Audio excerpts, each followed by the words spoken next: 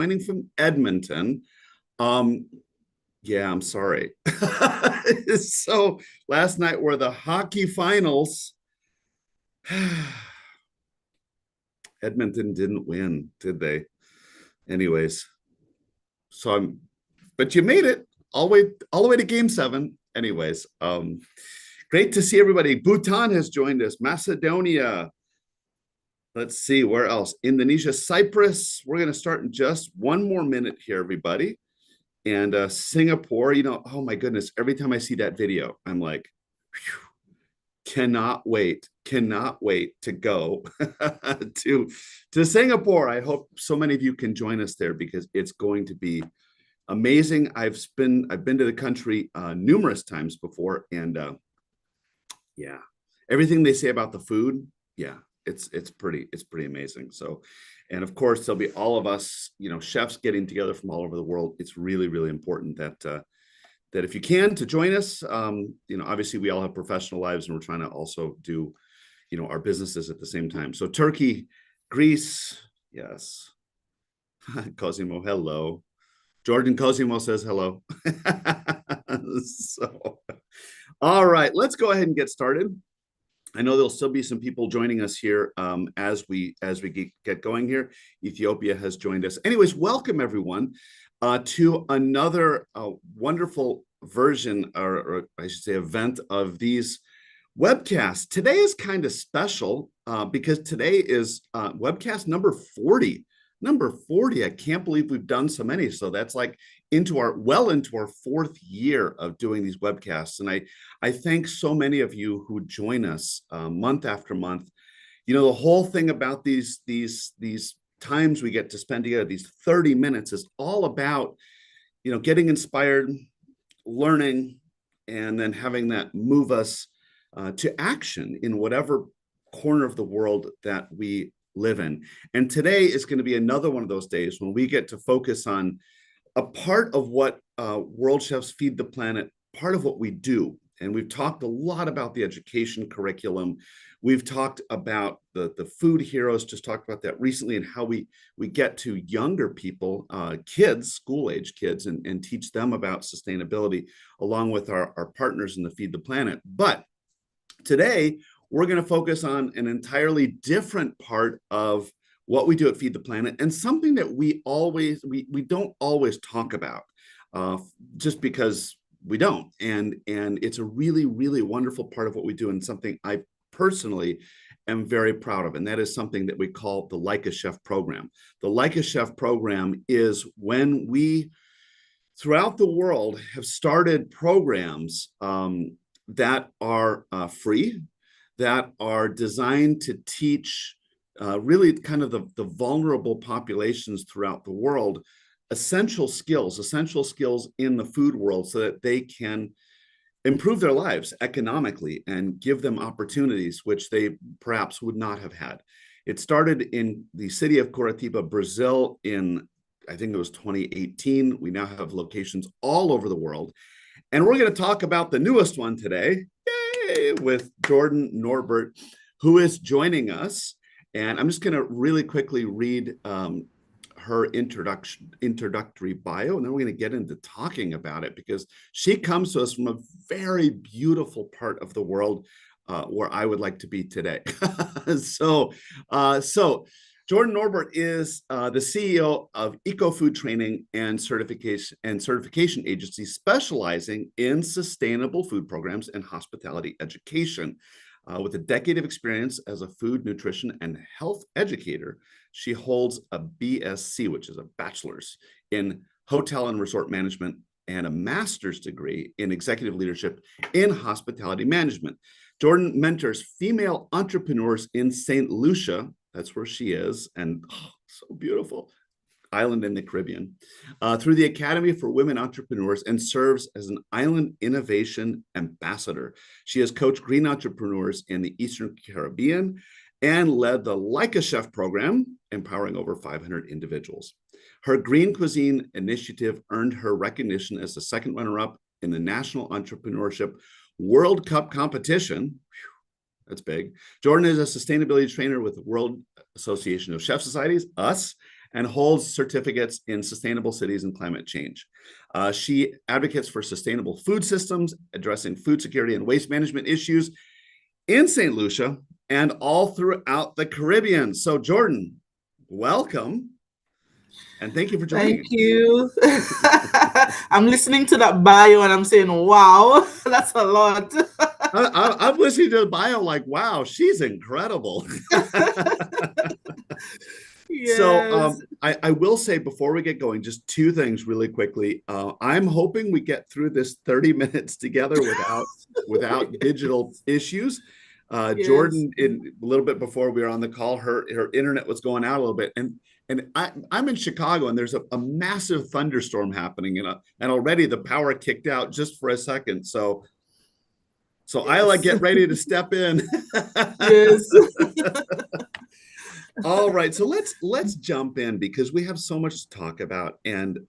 and Jordaan, I think you have so much to offer in terms of, you are the person on the ground doing this Like a Chef program in your part of the world. And by the way, they're all different throughout the world. I mean, there's a commonality, but they're each slightly different. So before we get into the Like a Chef program and what you're doing, give us a little bit about your background, if you would, and sort of how you got to this point. Yes, not a problem. I'm so happy to be here. So basically, I've always had a love for sustainability. I've always had a love affair with sustainable development ever since I started my studies, 12 years ago, pursuing my bachelor's degree. And it was when I did a sustainable tourism course, it really solidified my passion for that and wanting to work in the hospitality and food and beverage industry, but more focusing on sustainability within the sector. So, fast forward, I was in Jamaica when I did my studies, and then I migrated to St. Lucia in 2014. And, I started my family and I immediately went into teaching. It wasn't something that I planned to do, but that's what happened. And I ended up loving it. I ended up loving education and, interacting with youth and seeing the transformation through education. And I decided to stay in that field. But after a while, I said, listen, my heart was knocking, and that passion for sustainability was just still there. And I was just trying to navigate to see how I can really get in. And it was COVID that actually allowed me to really put something together, because I saw how the pandemic really crippled our hospitality and food and beverage industry. And I realized that incorporating sustainability is the key to help minimize these kind of shocks. But we don't really have a lot of educational programs that really focus on incorporating sustainability within the sector. So during COVID, I was teaching, but I was doing online school. And, I started putting different training programs together, started doing a lot of research, putting my own curriculum together. And, a little bit after COVID, that's when I actually launched my business. And then in 2022, I came across the Like a Chef program. I was a sustainability trainer with you a year prior. And then, during that time, I realized that you have this amazing program and you guys didn't have any in the Caribbean region. And I said, listen, this program has to come here. And, I reached out to World Chefs reached out to Electrolux, and, the rest was history. And last year, we did so well. We had 40 participants graduate from the program. We also were able to include the Food Heroes workshop with some of the children. We have done the workshop with about over 300 children so far since last year. And it has just been an amazing experience. So yeah. You are changing the world one person at a time. Yes. Before I move on, I just want to make this comment for everybody who's joining us today. Think about your part of the world. I mean, this is something that Jordaan did. She kind of looked around and said, there's a need in the Caribbean. And I just think about all the people who are joining us from all your different parts of the world. Is this the moment maybe where something goes, gosh, there's really a need here for a Like a Chef program? We have a vulnerable community that needs opportunity, or to get involved in Food Heroes or whatever. So I commend you for seeing that. Now, one of the things that we talked about, when we talked earlier, was you had mentioned that you saw this sort of disconnect.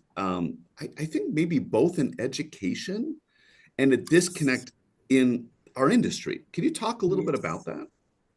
Yes. So I mean, it's really multifaceted, and I mean, we could stay here forever talking Mhm. about this. But in in in in hindsight, I would say that we have been hearing this term environmental consciousness and sustainability, and the research shows that this is the way forward, right? We cannot continue operating just trying to make profits.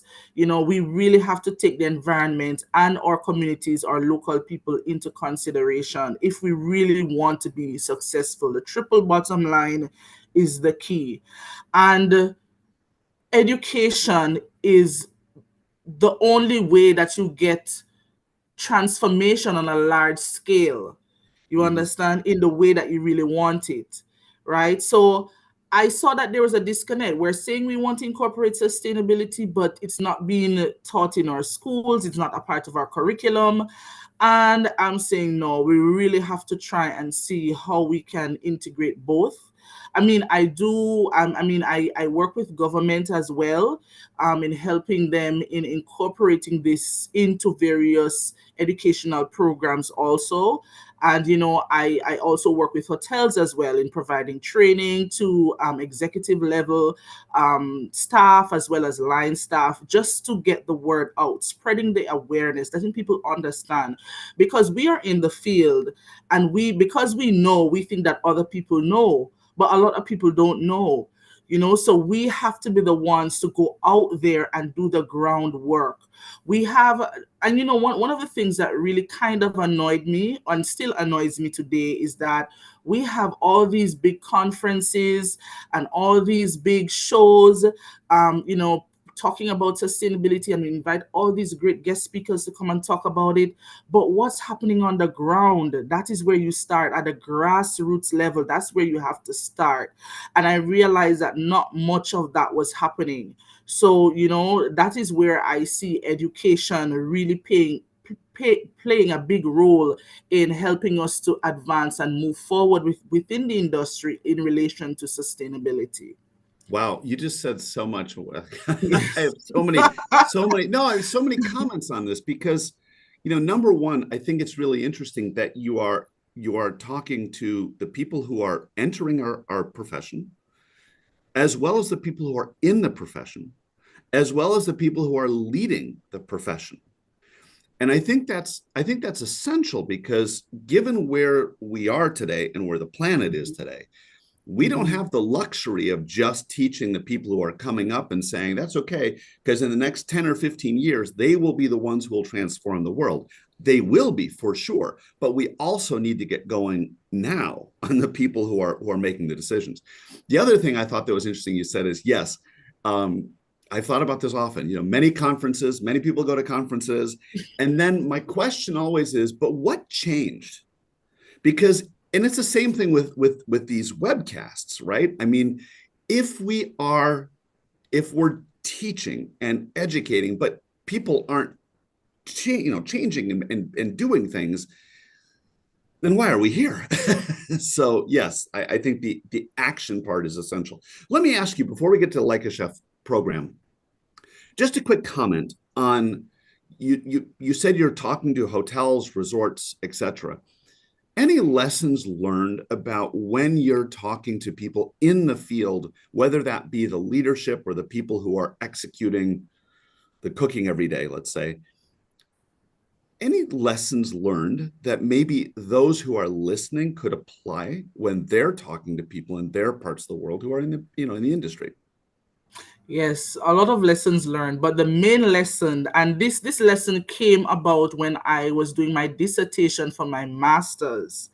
My dissertation focused on millennials' perception of eco-friendly lodging in St. Lucia and the Caribbean. And when I was doing my research and my interviews, I realized that when we look at m- millennials specifically, older millennials, and the older generation, who have that buying power, they agree that sustainability is important within the industry, but from a business perspective, right? So they see the rationale for it in terms of economic value, right? So that is where they make the connection. But the younger millennials and the Gen Zs, they connect better to sustainability and the industry as it pertains to the environment, and they have that emotional connection to how hotels are affecting our wildlife, when we put up all these buildings, and or sea life on our oceans. So that is where they are connected to sustainability within the industry. So I thought that was very, very interesting and very, very insightful. But in my journey, I realized when approaching these persons and these entities, I have to approach it from a standpoint of, okay, how can your establishment be profitable from becoming sustainable? Yes, the environmental component is very important in helping them to understand, but in their heads, you have to get them to understand that, listen, you are literally not benefiting in any way financially by not incorporating sustainability into your operations. You're literally losing money, you're literally throwing away money, right? So that was one of the main insights that I went into, because when I started EcoFood, I was doing it from the other approach. I was, pulling on, the environmental component of it, and how incorporating sustainability is going to help the local community and all of that, which is great. But then I Mhm. realized it wasn't really connecting in the way that I needed it to. And it wasn't until I shifted my approach, that was when, I started to see a little bit more willingness to be open to what it is that we're trying to do. So Yeah. interesting. Wise words. All Yeah. right, let's jump to the Like a Chef program that you're doing right now. So tell me a little bit about, maybe just for those who are listening, can you summarize the program a little bit, just so everybody kind of understands what it is when you say I'm doing the Like a Chef program, what does that mean? Okay. So the Like a Chef program is a program that specifically targets persons who are unemployed with and who want to get certification within the culinary or F&B industry. However, they do not have the economic means to go to a traditional hospitality school or training institution. So we allow them to get that foundational training, so that they can get their certification and get a foot in the industry. Um, the Like a Chef program focuses on a zero waste approach in how we train our students for the industry, right? So from the get go, from the first orientation, from the first session, the students know that this program is not like all the others, because we are very strict. We put a lot of emphasis on incorporating sustainable practices as they are also doing their foundational culinary training along the way. Now, Chris mentioned that each Like a Chef program globally is different. And what makes ours a bit different is that I wanted to take the approach of getting my students involved in the agricultural component. One of our main insights as well under my business is that we realize that there's a big disconnect between the agricultural sector and the hospitality industry, and that needs to change. There need to be closer synergies between these two industries, and that is also a big part of being sustainable as well. So what I wanted to do, I wanted to bring that to the classroom. So what we did was we also partnered with a local farmer. He has about 5 to 6 acres of land that he was working on. And I said, listen, this is what I'm trying to do. This is the teaching methodology I'm trying to work with. And I want you to help us in establishing our own eco-food farm. So we had that discussion last year as well, and he has been working with us.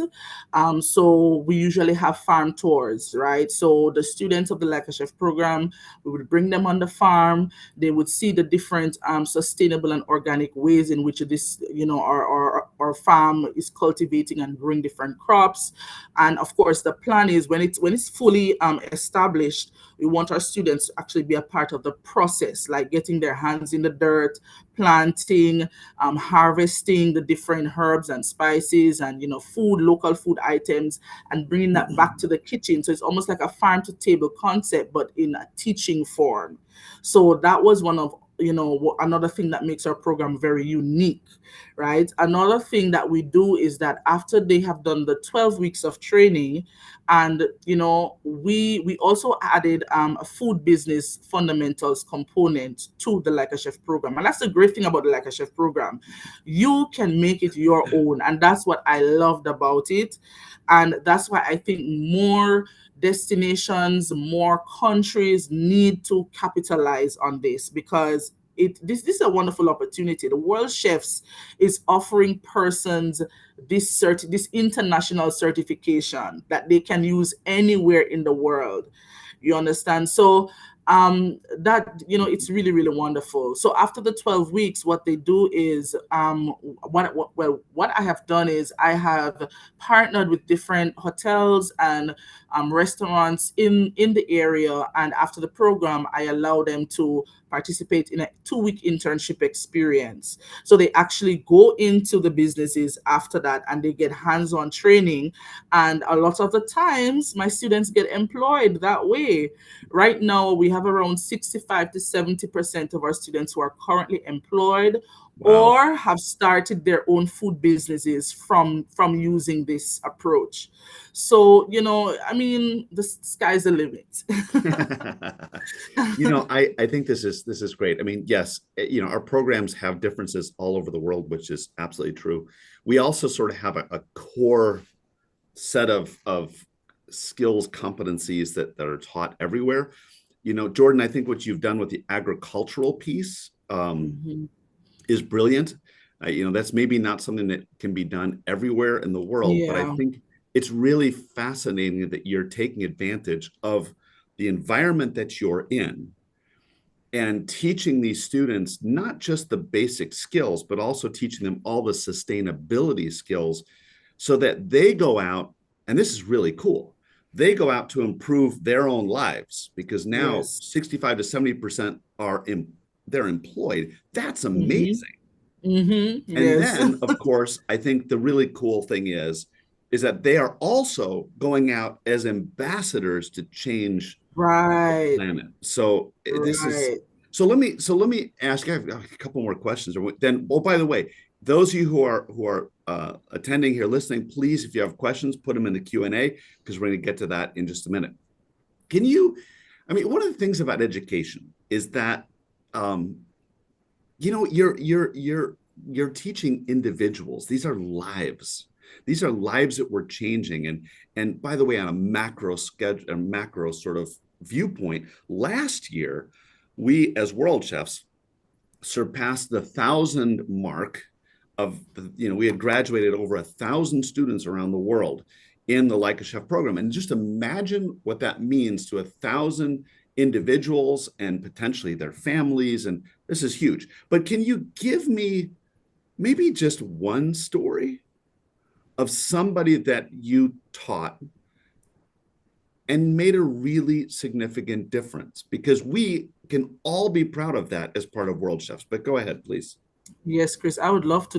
I mean, we have so many stories, but I think so far, for me, the most impactful story that actually happened with my last cohort. We just had a cohort of about 15 participants that just completed, and among them was a young man.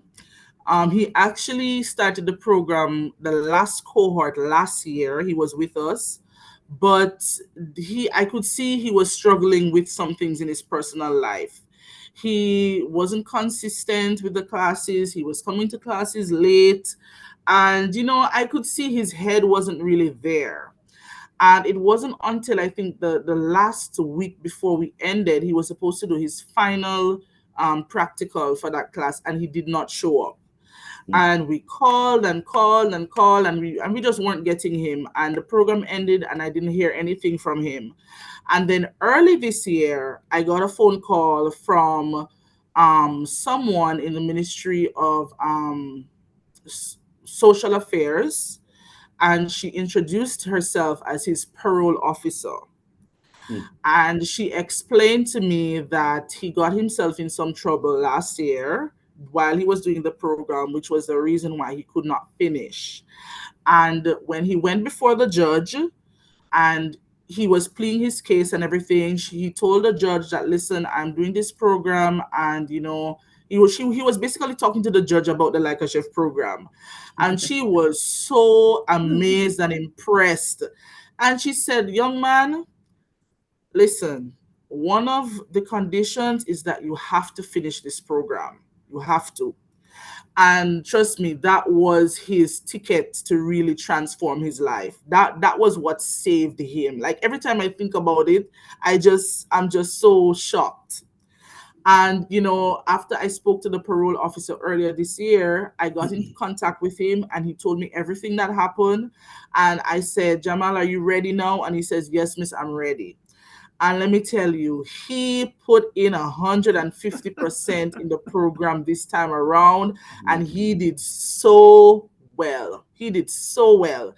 As soon as he finished the 12 weeks, I paired him up with one of the most respected artisan restaurant in St. Lucia. It's a French restaurant called Fay Gastronomy. They're very keen on working with young people who are fresh, who want to work within the industry. And I knew he would have gotten a really great experience there, and I sent him there. They ended up keeping him for a little longer for the internship experience. And then after his internship was over, he was home for a bit. And then I think 2 or 3 days ago, I spoke to the HR director at Fay Gastronomy, and she told me that they're going to hire him full time. So today is actually his first day on the job today. Yes. So that was one of my, I mean, as I said, there's so many more, but I think that one really took the cake to the point where I'm trying to get one of our local news media outlets to do an interview with him Oh, that's to incredible. talk about his story, because it was just so inspirational. Yes. And I just have to think, having spent many years in education, just as we look into the future, what's going to happen to him? I mean, is he going to become a cook, a sous chef, a chef one day? And then imagine the impact he can have on other people, knowing the sort of his situation growing up. I mean, that's incredible. Really incredible. Wow, I have goosebumps. So there are a couple comments here in the Q&A, and I'm just going to address them quickly. One is, if you are interested in the Like a Chef, program and potentially being part of that, or you see a need in your community, etc., please reach out to World Chefs. They're not easy to set up, by the way. They take work, as Jordan can attest to. These are major commitments that are made, because we want to be sure they're done right. And there was also a question about doing it. So how do you reach people in very rural areas?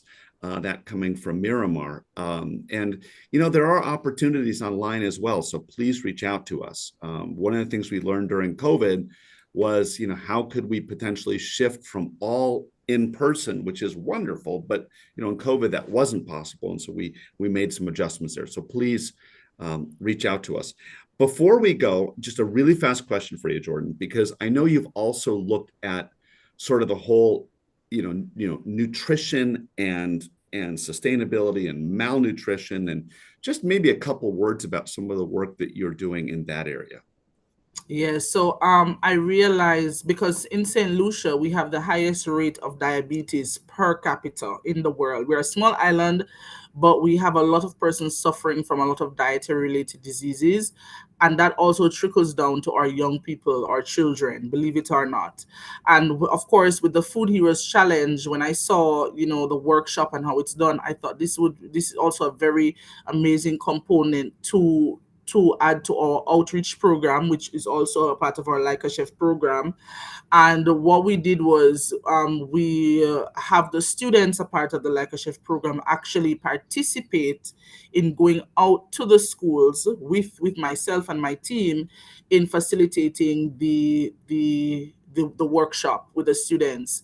And with that, we're just basically able to help these children understand the importance of making better food choices, encouraging them to eat more plant-based foods, because we know how children are. They don't really like vegetables and stuff like that. So we really try to encourage them and try to show them the different creative ways in which they can make vegetables and fruits fun to eat.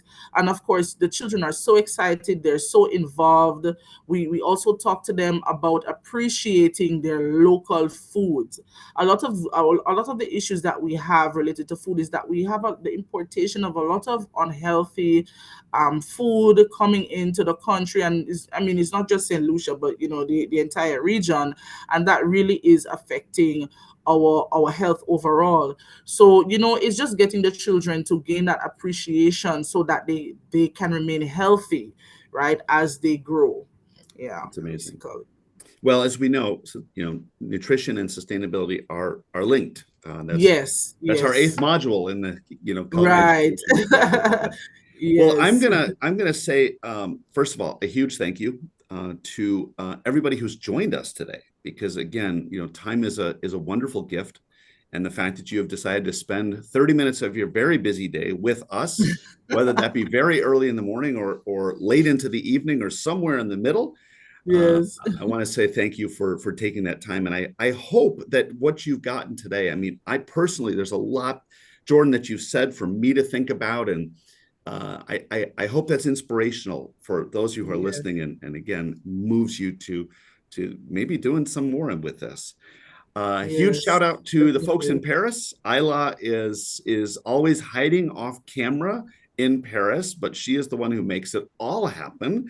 So Isla, thank you. And of course, Jordaan, thank you for taking the time. I know you've got a lot going on and you're traveling today. So Yeah. the ability for you to stop and take this time is just great. So I look forward to seeing the rest of you in a month. We'll Yes. be back next month with more 41. This will be next month. Yes. And Jordaan, once again, a huge thank you to you and have a great day. Thank you so much.